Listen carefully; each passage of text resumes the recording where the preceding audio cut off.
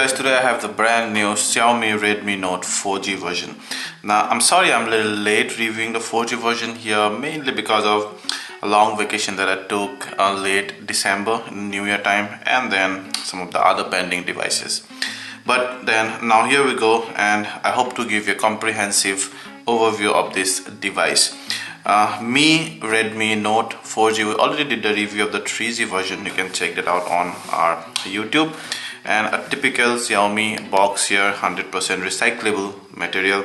You have some of the quick specs around here, and this is available exclusively on flipkart.com for 9,999. that is just under 10,000, so that's 1,000 costlier than the 3G version, which cost 8,999. And we'll open the box here, and there you go, there the Redmi Note 4G. And from the outside it looks identical to the 3G version. We'll go further inside, and then we see a wall charger, which should be we'll check out the output here. It's a 2000 mAh wall charger, good enough. You have a micro USB 2.0 cable, and then you have some of the manuals around there, which should be your warranty guide and this limited warranty statement, and then the getting started guide. You have for the 3200 mAh battery. That's a very large capacity battery, and that's about it. As usual, no earphones in the box. The Redmi Note 4G version has the identical specs of the 3G version, but it has a separate CPU, mainly to support 4G, and also it single SIM as opposed to the dual SIM version of the 3G.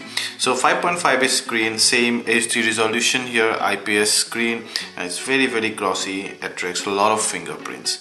Here you have the 5MP front camera, your earpiece, and then your sensors, the typical Redmi shortcut keys. There's nothing much on the left side.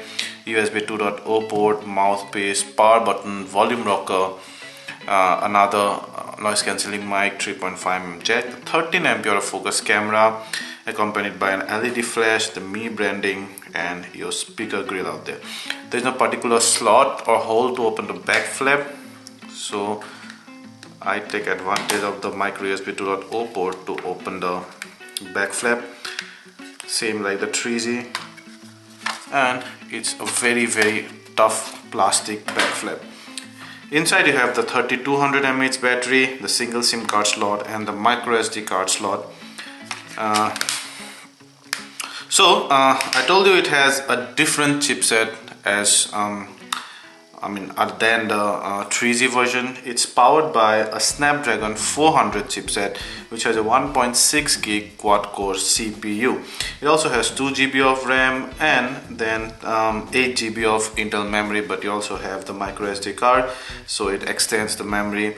As I showed you, 3200 mAh battery, and it also has MIUI version 5. The back side is also very glossy, but then it has that very nice and subtle shimmering texture that I've liked in the 3G version and like here too, but it will also attract a lot of fingerprints. So overall, a very consumer friendly design, however not very business friendly. It's typical consumer playful design, mainly could be targeted at the younger crowd, all glossy body, that is. So as I told you, the device is powered by MIUI version 5, and they still haven't upgraded the devices in India to MIUI 6. They're still developing that. There's no ETA, but MIUI 5 is based on Android KitKat, and you've seen some of these quick tips and tricks in our dedicated video of that. And we have the default theme, but one of the biggest advantage and USP of MIUI is the large number of themes you have. You have almost endless list of themes that are actually provided by, most of these are provided by independent developers and third-party developers. Only very few are actually developed by Xiaomi, and that's another great thing about this Mi device. It has a very large dedicated community that help developing the MIUI, because it has probably the best ROM engine in the world, and it's very smooth, as you can see. Not much different at all. And you can long press here and go to Google now, double press here, nothing happens, and here your settings, yeah, and the back button you have your typical notification bar, yeah, notification, and your function toggle bar, and then you can go to your settings from here, so Mi Cloud and connection settings, and there you go. You can add this many accounts, and then let's check out the storage. Yeah, let's see. So about 4.52 GB is available out of 8 GB. It's a brand new device, I haven't installed any, so that's about the free space you would get. And let's see some of the other details around here. Android 4.4.2, yeah. And then we're gonna quickly take a look at the apps, but you've already seen MIUI version 5, so I'm not gonna go too deep into it.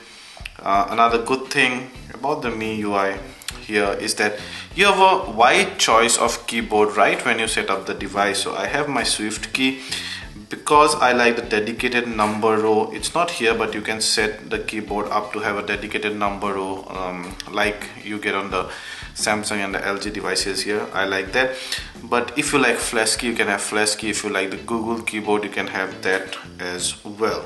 The default browser scores 406, which is much less than a Chrome browser. You have the gallery where you can have local images or your Mi Cloud images. Now, taking this opportunity, I'm going to show you the display as well, which is quite bright and crisp actually, and has a great viewing angle. You can see here it also renders the colors perfectly. There are no oversaturation. Might be slight on the red side here, which is very common with IPS and basically LCD displays. The details are just about decent, but not totally extraordinary. Let's check out a movie to see how it looks. It's a full HD movie, by the way.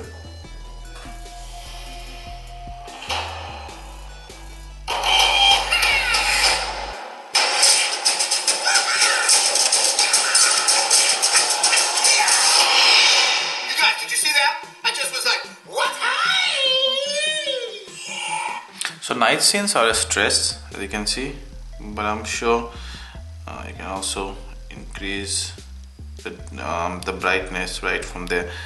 But I'm sure it's gonna get better when you have a data. See, there it's much better. From the universe? From the messenger. Oh, yeah, of course. Our greatest masters are disappearing. I fear this is the work of Lord Shen, who has unleashed a new kind of threat on our world. It's much better now. This could be the end of Kung Fu. But I just got Kung Fu! And now... Yeah, so it's bright enough display, although 5.5 inch and HD display as well. Not the best combination, but a 3200 mAh battery, a lot of battery power would be saved because of that low resolution. So you'd not always want the maximum resolution screen on your phone, because well, that's good to look at, but you're not going to look at your phone all the time. But a very high resolution screen also eats up lots of battery. Let's check out the music. Brilliant bass heavy sound output from the speaker there.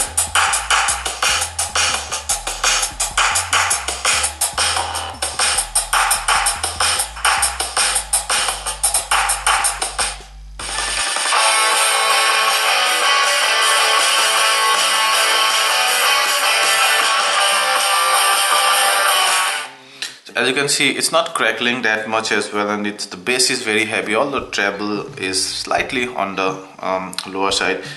You've heard the voice during our video playback as well, which is also very nice, the surround sound. So overall, an impressive sound output. We're gonna check the camera. So that's the 13MP camera, that's fine. Yep.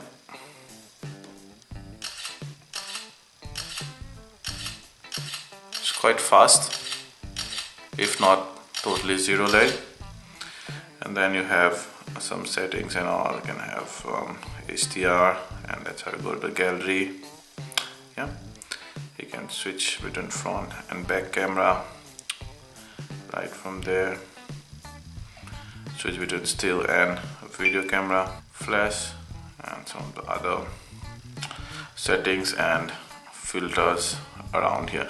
So if you check the images and video quality, you've seen our images and video quality on the 3G version. If not, then we suggest you go and check there. Also, you'll get a comparison with this one and this one. We did not find any difference between those. Of course, they both were shot at different times, so obviously they're going to be some different because the season kind of changed by now. But still, we see a fair amount of detail under enough light, and the saturation and hue rendition is more towards natural. So the phone is not trying to oversaturate things just to make everything look good and colors pop out. That's a good thing. A lot of good photographers actually prefer natural color to the pop out color, and under low light it's decent, and up to slight amount of ISO boost you get a relatively noise-free image and videos.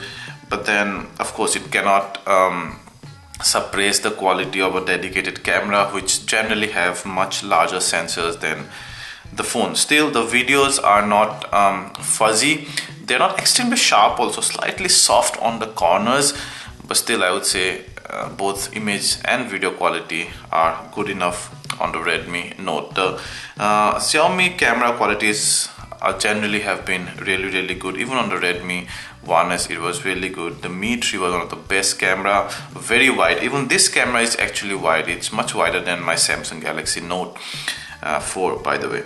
So that's about the camera. We checked out the call quality, that's also was brilliant. So that's about the user interface. You see it's lagging just a bit. So MIUI is it's a very good engine, but it also has lots and lots of customization, animations and stuff that actually makes the ROM quite heavy, and that after all takes its toll when you do very heavy multitasking or have lots of these icons and everything. So then see, everything goes in home screen, do not have a dedicated app drawer.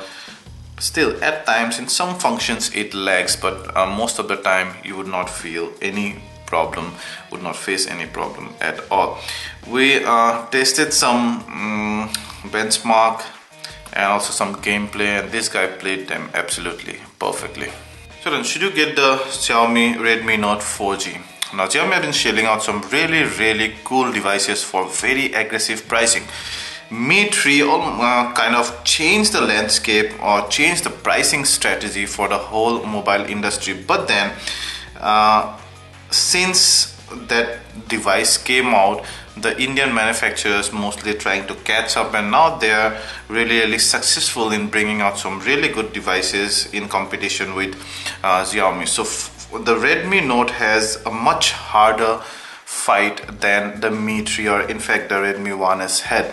It particularly had three great competitors. Number one is extremely popular Asus Zenfone 5.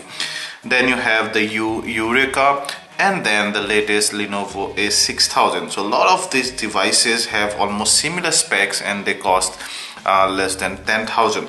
In fact, the biggest competitor would be either Eureka or the Lenovo A6000. Lenovo A6000 in terms of price, because that only costs 7,000, 3,000 less than the Redmi Note. That also supports 4G and has a newer Snapdragon I think 610, 615 processor, which is a 64-bit processor, octa-core processor, 2 quad-core arrangements there.